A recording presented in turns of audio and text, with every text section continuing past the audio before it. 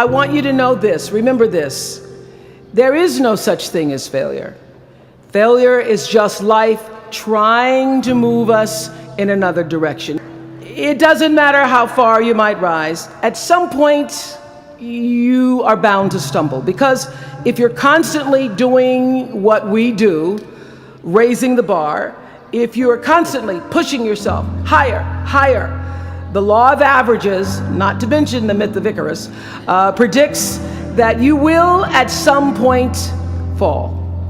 And when you do, I want you to know this. Remember this. There is no such thing as failure. Failure is just life trying to move us in another direction. Now, when you're down there in a hole, it looks like failure. So this past year, I had to spoon feed those words to myself. And when you're down in the hole, when that moment comes, it's really okay to feel bad for a little while. Give yourself time to mourn what you think you may have lost. But then, here's the key.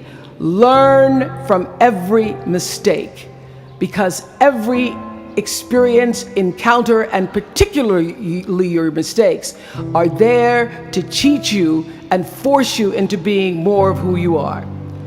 And then figure out what is the next right move. And the key to life is to develop an internal, moral, emotional GPS that can tell you which way to go. And in 1986, I launched my own television show with a relentless determination to succeed. At first, I was nervous about the competition, and then I became my own competition, raising the bar every year, pushing myself as hard as I knew. Sound familiar to anybody here? Eventually, we did make it to the top.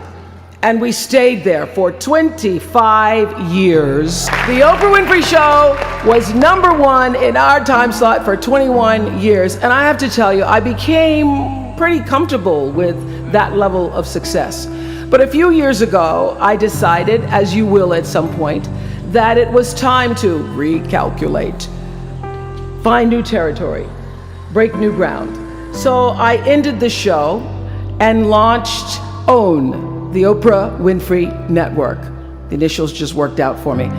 So 1 year later, after launching OWN, nearly every media outlet had proclaimed that my new venture was a flop. Not just a flop, but a big, bold flop, they call it. I can still remember the day I opened up USA Today and read the headline, "Oprah not quite standing on her own." I mean, really, USA Today, now that's the nice newspaper. It really was, this time last year, the worst period in my professional life. I was stressed and I was frustrated, and quite frankly, I was embarrassed. And the words came to me, trouble don't last always, from that hymn.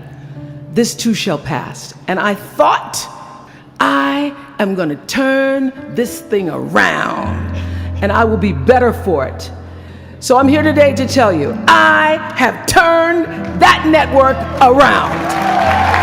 From time to time, you may stumble, fall. You will for sure count on this.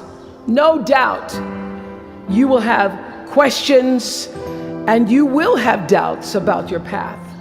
But I know this, if you're willing to listen, to be guided by that still small voice that is the GPS within yourself, to find out what makes you come alive, you will be more than okay.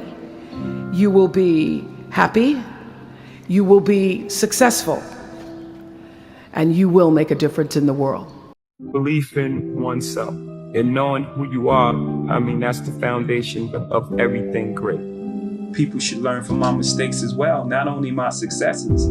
That's the beauty of living a life. I'm not a perfect guy. You can take whatever out of it that you choose that applies to you. Some things that I've done will not apply to you. And I made, by the grace of God and whatever angels that I had over my shoulders, I made it through. You may not make it through that same hole. But if you could take what I've done and then perfect on it, then that's great. all aspire, we all have the same emotions. You know, no matter who you are, where you're from, we all have the same emotions. You know, we all want to be successful. We all have the same fears of failure. We all have this feelings of abandonment. We all want love. We have to stretch the audience.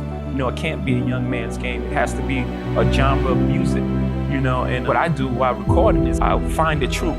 Whatever truth that I'm going through is a real emotion. If I say, I gotta learn to live with regrets, now I can relate that to that in my life, you can relate to that, you know, like everyone can relate to it. So I find a true emotion and connect to that emotion rather than try to make a certain type of record or make a kiddie record. You gotta understand the reason, right? Why does that guy think like that?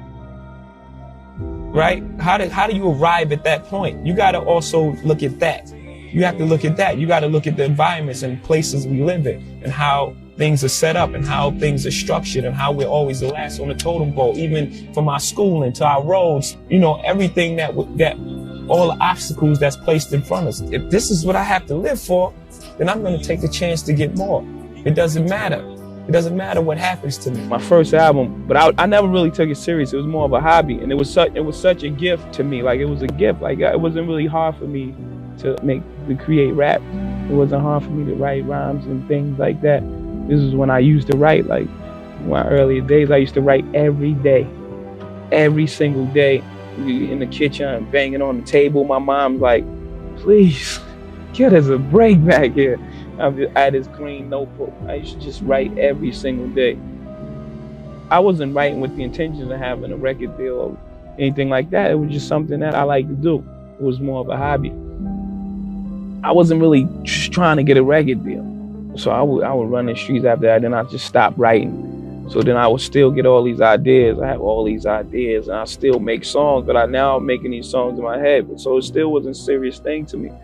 To my man Jazz, who was also from Marcy, he got a record deal, EMI, and they gave him some paper. It was like 300,000, like back then. This is like 88 or something. I'm like, for real? So it took a while, but when I really started getting serious, my first album came out in '96, and it was like, and I had to put the album out myself. Nobody would sign me. They thought I was terrible. Every single record, I went to every single record label. They was like, this guy's terrible. He's nothing. I mean, like, it went from singles, like I would press up singles, but in the car, I had to go to the record company. Go to the record stores myself. Yeah, take this. Come back, get $100, $200, give them some more records. I mean, it really started like that. Like, but it made me appreciate it so much more.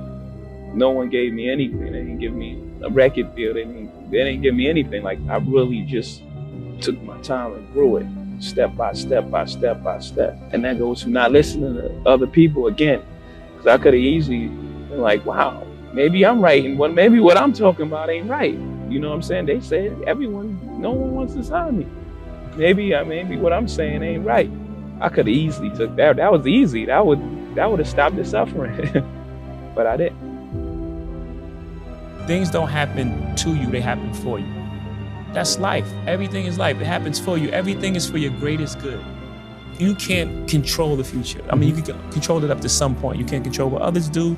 You can't control anything. Someone can run a red light and that's the end of everything. You only can control what you can control. Seeing things from other people's perspective and what other people are going through, helps me a lot.